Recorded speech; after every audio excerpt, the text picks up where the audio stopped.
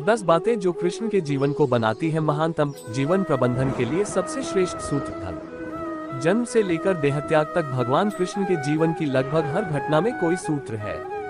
युद्ध भूमि पर दिया गया गीता का उपदेश संसार का श्रेष्ठतम ज्ञान माना जाता है। मैनेजमेंट मास्टर कहे या जगत गुरु, गिरधारी कहे या रणछोड़, भगवान कृष्ण के जितने नाम है उतनी कहानियां। जीवन जीने के तरीके को अगर किसी ने परिभाषित किया है तो वो कृष्ण है। कर्म से होकर परमात्मा तक जाने वाले मार्ग को उन्हीं ने बताया है।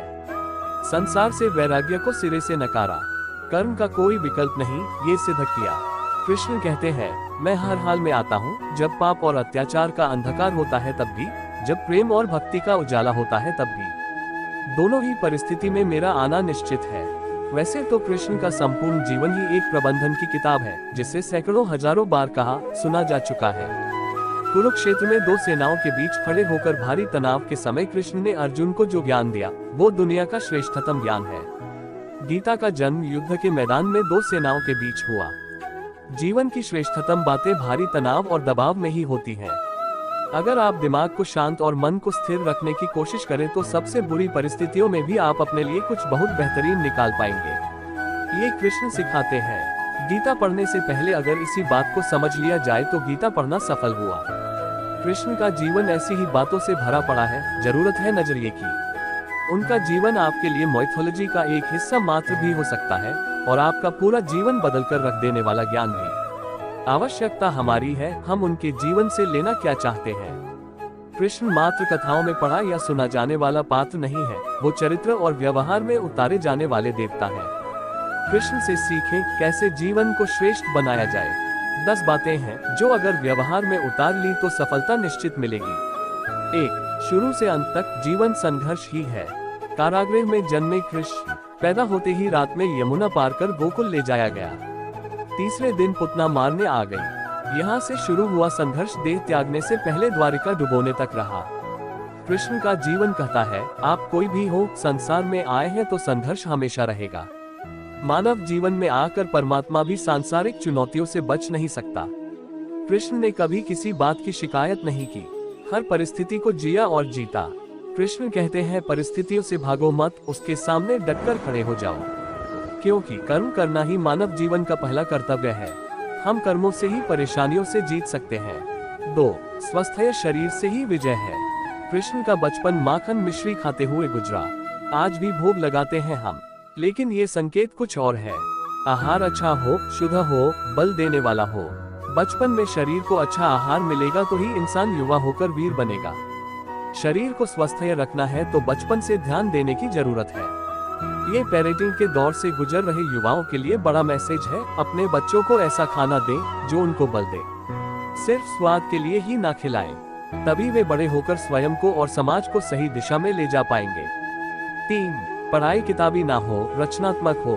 कृष्ण ने अपनी शिक्षा मध्य प्रदेश के उज्जैन में सांदीपनि ऋषि के आश्रम में रहकर पूरी की थी। कहा जाता है 64 दिन में उन्होंने 64 कलाओं का ज्ञान हासिल कर लिया था।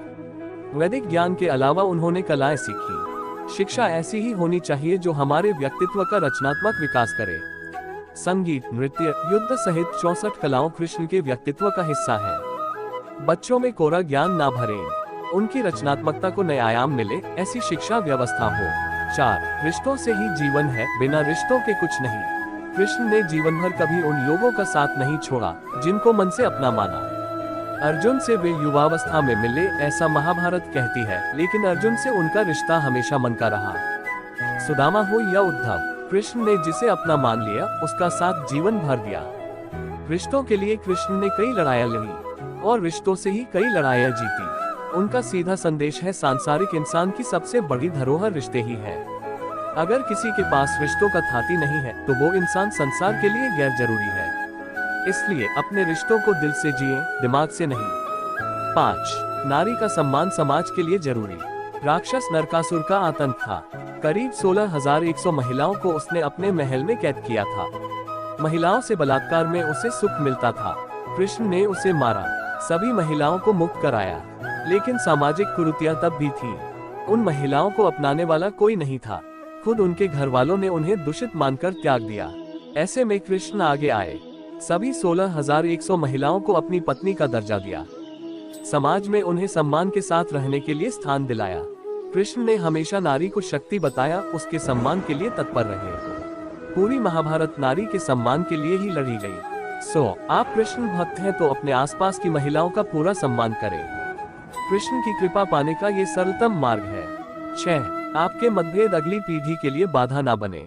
कम ही लोग जानते हैं कि जिस दुर्योधन के खिलाफ कृष्ण ने आजीवन पांडवों का साथ दिया, उसकी मौत का कारण भी कृष्ण की कूटनीति बनी। वही दुर्योधन रिश्ते में कृष्ण का समधी भी था।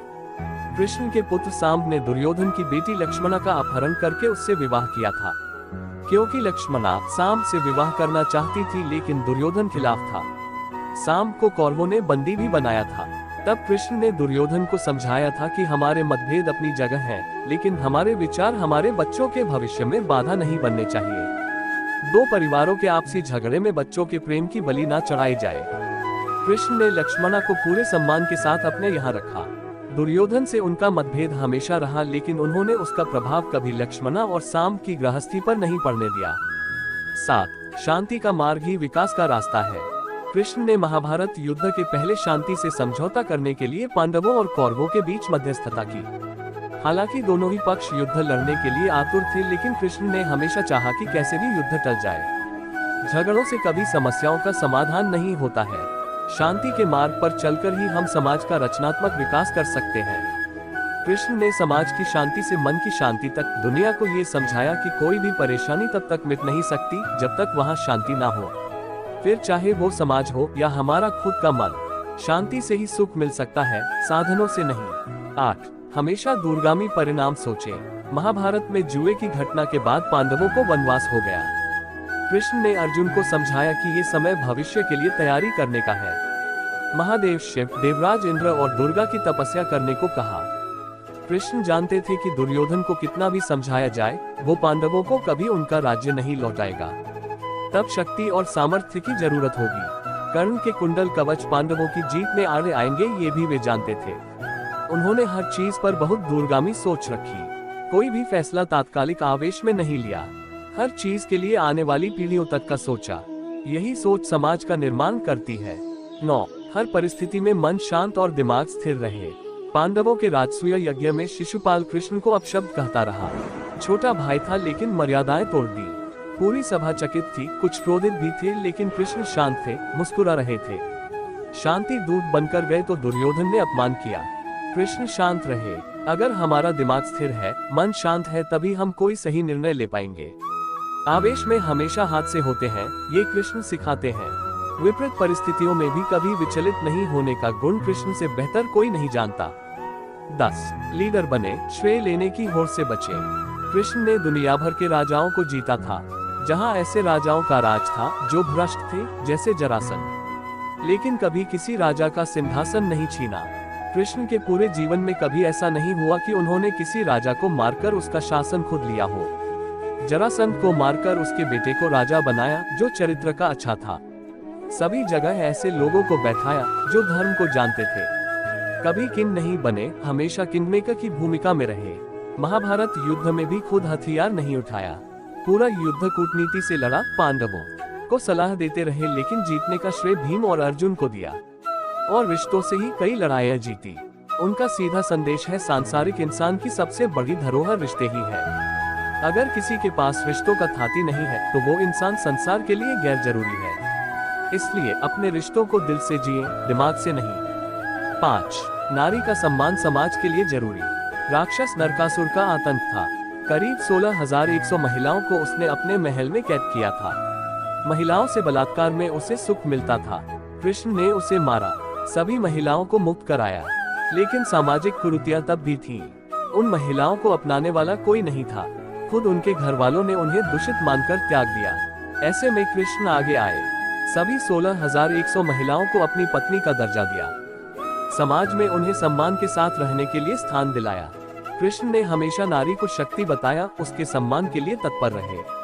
पूरी महाभारत नारी के सम्मान के लिए ही लड़ी गई। आप कृष्ण भक्त हैं तो अपने आसपास की महिलाओं का पूरा सम्मान करें। कृष्ण की कृपा पाने का ये सरलतम मार्ग है। 6. आपके मतभेद अगली पीढ़ी के लिए बाधा ना बने। कम ही लोग जानते हैं कि जिस दुर्योधन के खिलाफ कृष्ण ने आजीवन पांडवों का साथ दिया, उसकी मौत का कारण भी कृष्ण की कूटनीति बनी। वही दुर्योधन रिश्ते में कृष्ण का समधी भी था। कृष्ण के पुत्र सांब ने दुर्योधन की बेटी लक्ष्मणा का अपहरण करके उससे विवाह किया था। क्योंकि लक्ष्मणा सांब से विवाह करना चाहती थी, लेकिन दुर्योधन खिलाफ था। सांब को कौरवों ने बंदी भी बनाया था। तब कृष्ण ने दुर्योधन को समझाया था कि हमारे मतभेद अपनी जगह हैं, लेकिन हमारे विचार हमारे बच्चों के भविष्य में बाधा नहीं बनने चाहिए। दो परिवारों के आपसी झगड़े में बच्चों के प्रेम की बलि ना चढ़ाई जाए। कृष्ण ने लक्ष्मणा को पूरे सम्मान के साथ अपने यहाँ रखा।